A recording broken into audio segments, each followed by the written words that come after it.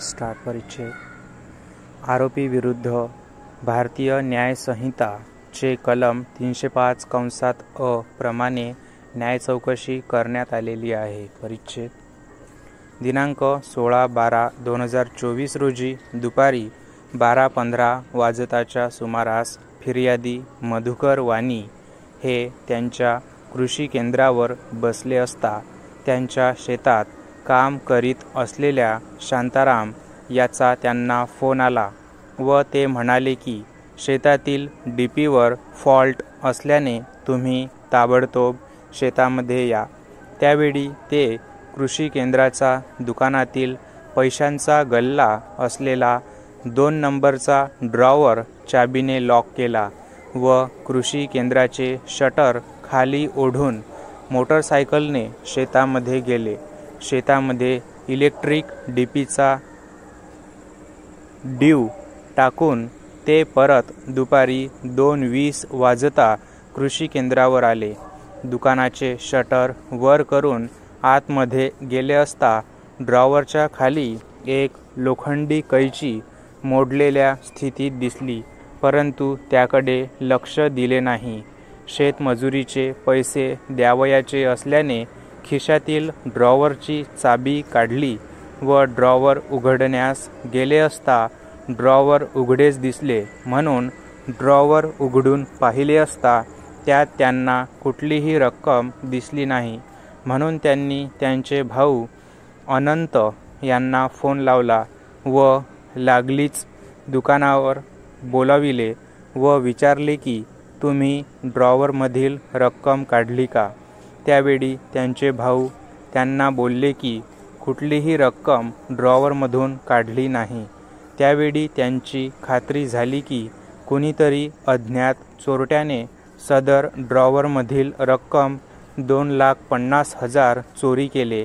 त्यामुळे त्यांनी अज्ञात आरोपीविरुद्ध चोरीची तक्रार दिली। परिच्छेद फिर्यादीच्या फिर्यादीवरून पहूर पोलीस स्टेशन येथे गुन्हा रजिस्टर नंबर 175/2024 भारतीय न्याय संहिताचे कलम 305 कंसात अ प्रमाणे नोंदविण्यात आला। तपासी अधिकारी R.K. शेख, पोलीस उपनिरीक्षक यांनी सदरच्या गुन्ह्याचा तपास केला। तपासादरम्यान त्यांनी चोरी गेलेली रक्कम रुपये 2,50,400 जप्त केली। गुन्ह्यात वापरलेली कैची जप्त केली। घटनास्थळ पंचनामा तयार केला। साक्षीदारांचे बयान घेतले। जप्त केलेले रक्कम सुपूर्तनाम्यावर बंधपत्र अर्जदाराकडून घेतले व संबंधित अर्जदारांना पोलिसांनी दिनांक 19/12/2024 रोजी रक्कम मुद्देमाल परत केला।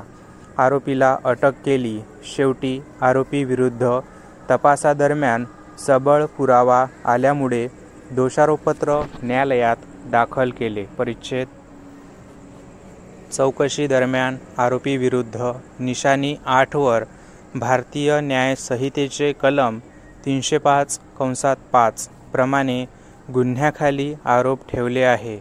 सदरचे आरोप आरोपीस वाचून दाखविले व समजावून सांगितले। आरोपीने सदरील गुन्हा मान्य व कबूल नसल्याचे कळवून खटला चालविण्याची मागणी केली। परिच्छेद आरोपीविरुद्धचे आरोप सिद्ध करण्याकरिता सरकार पक्षाने मधुकर वाणी यांची साक्ष निशाणी क्रमांक 15 वर नोंदविली। तसेच अभियोग पक्षाने त्यांची भिस्त फिर्याद निशाणी क्रमांक 16 वर ठेवली। शेवटी निशाणी क्रमांक 1 वर आदेश करून पुरावा बंद करण्यात आला। परिच्छेद मधुकर साक्षीदार क्रमांक 1 यांनी त्यांच्या पुराव्यात कथन केले की दिनांक 16/12/2024 रोजी ते शेतातून कृषी केंद्र असलेल्या त्यांच्या दुकानात परत आले असता ड्रॉवर ओढलेल्या स्थितीत होते व त्याच्यामध्ये असणारे रुपये 2,50,000 दिसले नाही। तेव्हा त्यांनी अज्ञात इसमाविरुद्ध फिर्याद निशाणी क्रमांक 16 दिली। त्यांनी त्यांच्या पुराव्यात पुढे असे कथन केले की पोलिसांनी त्यांची रक्कम रुपये 2,50,400 जप्त केली व ती सुपूर्तनाम्यावर बंधपत्र तयार करून त्यांना दिली. त्यांनी त्यांच्या उलट तपासणीतच मान्य केले की त्यांना त्यांची रक्कम मिळालेली आहे. आरोपीविरुद्ध त्यांची तक्रार नाही.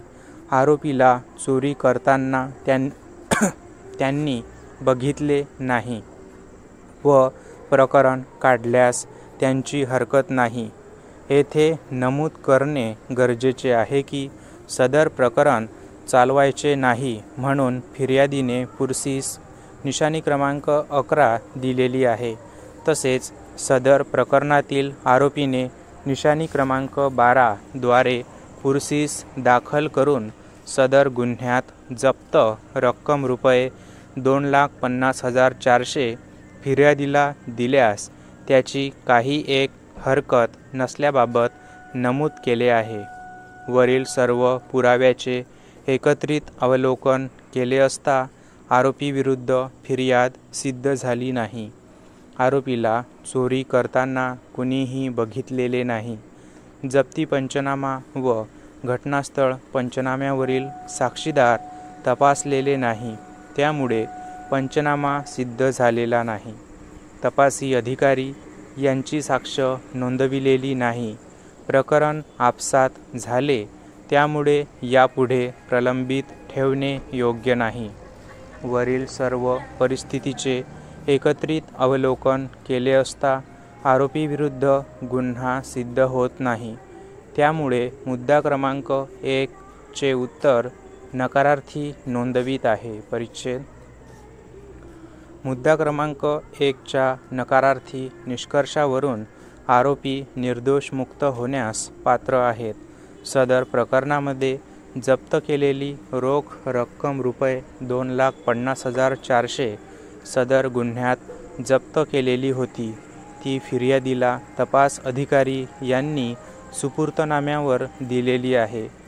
त्यामुळे यापुढे सदर मुद्देमाल हा ज्याचा त्याच्याकडे अपील कालावधीनंतर कायम ठेवणे गरजेचे आहे व सुपूर्तनामा बंधपत्र रद्द करणे आवश्यक आहे. तसेच या गुन्ह्यात जप्त केलेली एक काळ्या रंगाची प्लास्टिकच्या 2 गोल मूठ असलेली वाकलेली 2 पाते असलेली कैची मूल्यहीन असल्यामुळे अपील कालावधीनंतर नाश करणे आवश्यक आहे. स्टॉप.